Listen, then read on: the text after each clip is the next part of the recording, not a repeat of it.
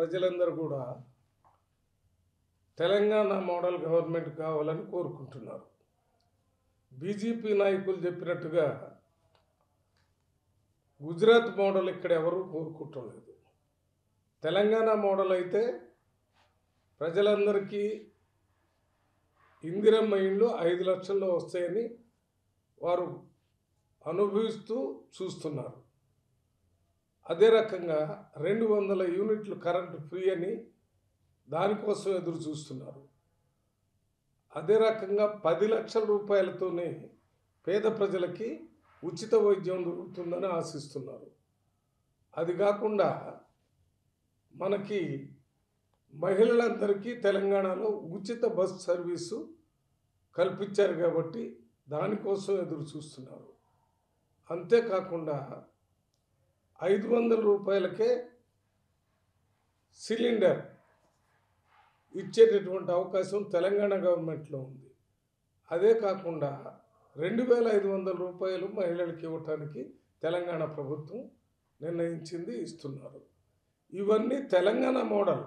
Telangana model ఒక్క తెలంగాణలోనే కాకుండా భారతదేశం మొత్తంలో ప్రజలకు అందాలనేటటువంటి ఆలోచనతో ప్రజలు ముందుకు పోతున్న సందర్భంలో గోబెల్ స్టోరీలు చెప్తున్నారు బీజేపీ వాళ్ళు.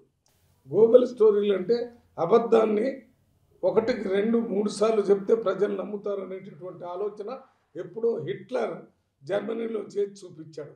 దాన్నే ఇప్పుడు బీజేపీ వాళ్ళు అనుసరిస్తున్నారు. అంతే తప్ప ఇవాళ ప్రజలు ఎవరు కూడా అసలు ఏముందని బీజేపీ మన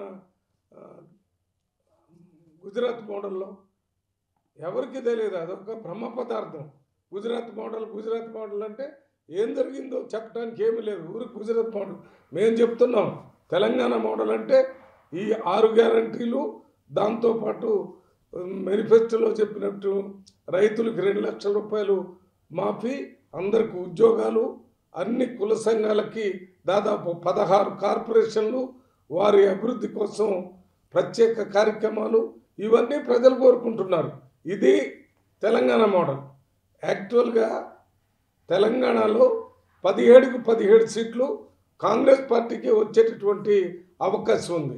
అందువల్లనే బీజేపీ వాళ్ళు మామూలుగా క్షేత్రస్థాయిలో ప్రజలతో మాట్లాడటం, వారిని ఒప్పించడం చేతగాక మీడియాలో మాట్లాడుతున్నారు.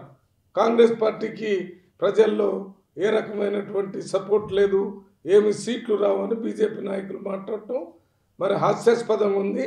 వారంతా మాకు సీట్లు వస్తాయి అని పగటి కళలకు అంటున్నారు తప్ప దానివల్ల ఏ రకమైన సీట్లు కూడా వాళ్ళకు వచ్చేటటువంటి అవకాశమే లేదు. ఇక బీఆర్ఎస్ పార్టీకి వస్తే వాళ్ళకు 1 సీటు కూడా వచ్చేటటువంటి అవకాశం లేదు. వాళ్ళకి అభ్యర్థులు దొరక్క రకరకాల పరిస్థితుల్లో రోజుకు 2 సీట్లు, 1 సీటు ప్రకటిస్తూ ముందుకు పోతున్నారు.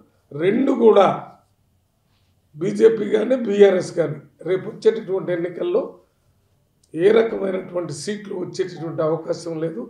ప్రజలందరూ తెలంగాణలోనే 17 సీట్లు కాంగ్రెస్ పార్టీకి, ఇక ఇతర రాష్ట్రాల్లో కూడా కాంగ్రెస్ పార్టీ అలయన్స్గా ఉన్న ఇండియా కూటమిని గెలిపించి భారతదేశంలో ఇండియా కూటమి, కాంగ్రెస్ పార్టీ కూటమితో ప్రభుత్వాన్ని ఏర్పాటు చేసి రాహుల్ గాంధీ ప్రధానమంత్రిగా అయ్యే దానికోసం ప్రజలందరూ ఎదురు చూస్తున్నారు. ఇది వాస్తవం.